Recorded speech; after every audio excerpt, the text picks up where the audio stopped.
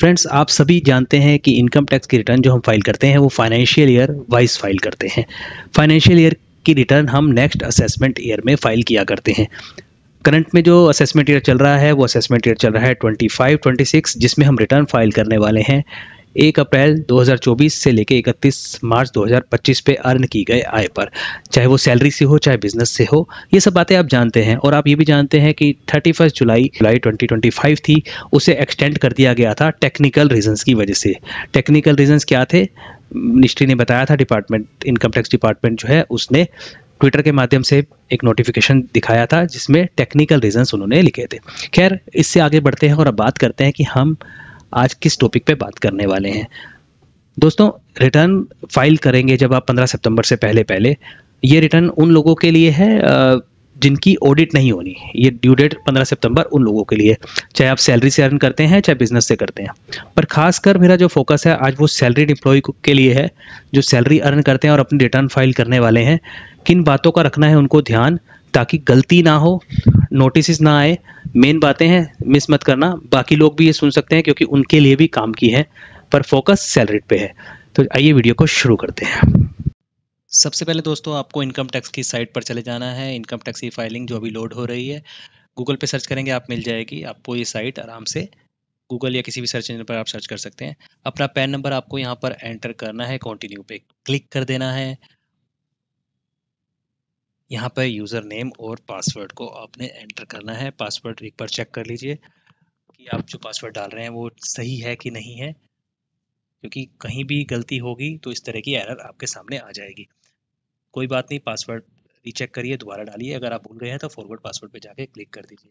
मैं पासवर्ड को दोबारा से एंटर कर रहा हूँ और आप देखें पासवर्ड एंटर करने के बाद हमारे पास एक डैशबोर्ड आ जाएगा। बहुत जल्द आने वाला है डैशबोर्ड।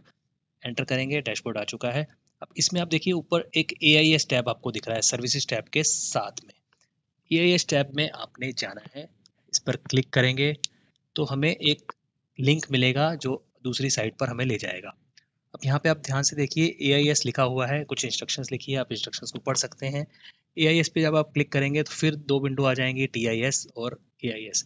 TIS यानी समरी और AIS यानी एनुअल इंफॉर्मेशन स्टेटमेंट। दोनों स्टेटमेंट काम की है दोस्तों। पहले मैं TIS से शुरू करता हूँ, टैक्स पेयर इंफॉर्मेशन समरी।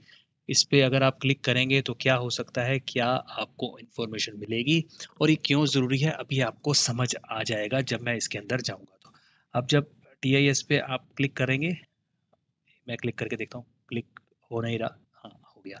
अब देखिए आप इसमें नीचे कुछ इनकम दिख रही हैं और अमाउंट दिख रही है, ऊपर डिटेल दिख रही है।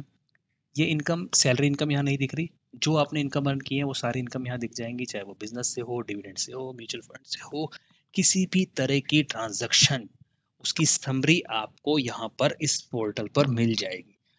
पोर्टल इसीलिए ज़रूरी है दोस्तों, यहाँ पे चेक कर लेंगे आप। सिर्फ फॉर्म 16 के भरोसे आपको नहीं रहना कि फॉर्म 16 में सैलरी आ रही है। उसके अलावा ऐसी इंपॉर्टेंट इन्फॉर्मेशन होती है कि इन्फॉर्मेशन जो डिपार्टमेंट जानता है और वो यहाँ पर आपको मिलने वाली है। इसे आप डिटेल में देखिए, सब डिटेल। जैसे अब मैं देख रहा हूँ डिविडेंड मुझे मिला है अलग अलग कंपनी से, किसी कंपनी को प्रमोट नहीं कर रहा, पर इन कंपनी से मुझे डिविडेंड मिला है, उसके नाम लिखे हैं, डेट लिखी है। ये सारी इन्फॉर्मेशन भी मुझे अपनी रिटर्न में लेनी है, नहीं तो मेरी रिटर्न गलत हो जाएगी, गलत मानी जाएगी। ध्यान से दोस्तों इसको भरना है, बहुत काम की चीज़ है। या कहूँ कि ये कुंडली है आपकी, जो इनकम टैक्स डिपार्टमेंट के पास मेंटेन है, आपकी फाइनेंशियल कुंडली। फॉर्म 16 तो सिर्फ एक सोर्स है जो आपका एम्प्लॉयर यहाँ पे बताता है। ऐसी बड़ी सारी इन्फॉर्मेशन देखिए, AIS खोला है मैंने, ध्यान से देखिए, सब कुछ लिखा है, एक एक डिटेल यहाँ पर आपको मिल रही है। इसके साथ आप देखिए इंफॉर्मेशन, SFT ट्रांजैक्शन, सब इंफॉर्मेशन यहाँ पे। AIS और TIS में बेसिक फ़र्क यही है, यहाँ पे डिटेल्ड है, एनुअल इंफॉर्मेशन स्टेटमेंट है, और TIS जो है वो समरी स्टेटमेंट है। बड़े ध्यान से एक एक चीज़ को आपने देखना है, समझना है, ट्रांजैक्शन आपसे रिलेटेड है या नहीं है, फीडबैक में आप उसको डाल सकते हैं। डालने के बाद उस इंफॉर्मेशन को जब आप डाल लेंगे तो दोस्तों फिर आपको क्या करना है, बड़ा ज़रूरी काम आपको करना है। क्या ज़रूरी करना है? मैच करना है अपनी कंप्यूटेशन ऑफ इनकम से। कंप्यूटेशन ऑफ इनकम जो आप रिटर्न फाइल करेंगे, हो सकता है आप किसी प्री फिल्ड यूटिलिटी को यूज़ कर रहे हो इनकम टैक्स की साइट पे। एक मैं एक और चीज़ आपको दिखाता हूँ दोस्तों।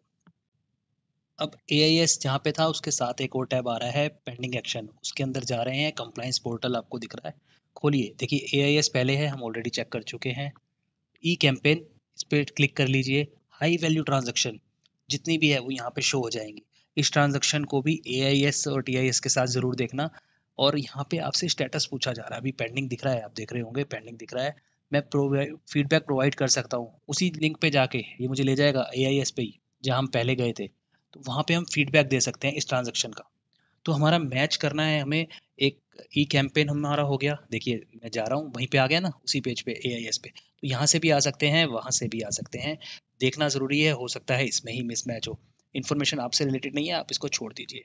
दोबारा देखिए पेंडिंग एक्शंस में जाइए, पेंडिंग एक्शन में जाइए, कंप्लाइंस पोर्टल पे क्लिक करिए, दूसरे लिंक पे जाइए, ई कैंपेन आपके सामने आएगा, ई कैंपेन पे आपको क्लिक कर देना है। देखिए हाई वैल्यू ट्रांजैक्शन लिखिए ना, स्टेटस लिखा है, सारी डिटेल है, सब कुछ है, सारी इन्फॉर्मेशन आपकी डिपार्टमेंट के पास है। पेंडिंग पे क्लिक करना है, प्रोवाइड करनी है फीडबैक, अगेन वहाँ पहुँच जाएंगे, AIS पोर्टल से हमें फीडबैक दे देनी है, एक्सेप्ट कर सकते हैं, डिनाई कर सकते हैं, ट्रांजेक्शन मेरे से रिलेटेड नहीं है, कई बार हो सकता है ना कि ट्रांजेक्शन शो हो जाए, कोई नहीं, आगे बढ़ते हैं दोस्तों। अब इसमें और क्या हम कर सकते हैं, एक है 26 AS हमें चेक करना है, मैं बताता हूँ कैसे करना है।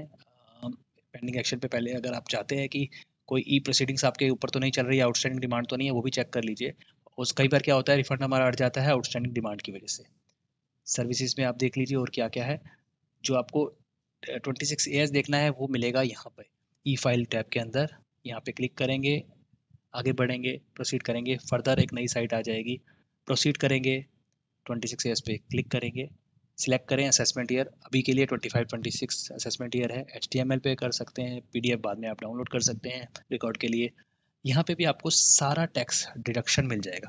दोस्तों फ़र्क क्या है AIS और इसमें, AIS में सारी इन्फॉर्मेशन होगी, चाहे उसमें टैक्स डिडक्ट हुआ हो या नहीं हुआ हो, 26 AS में सिर्फ वही होगी जो आपको टैक्स डिडक्शन होके आपके अकाउंट में क्रेडिट मिला है।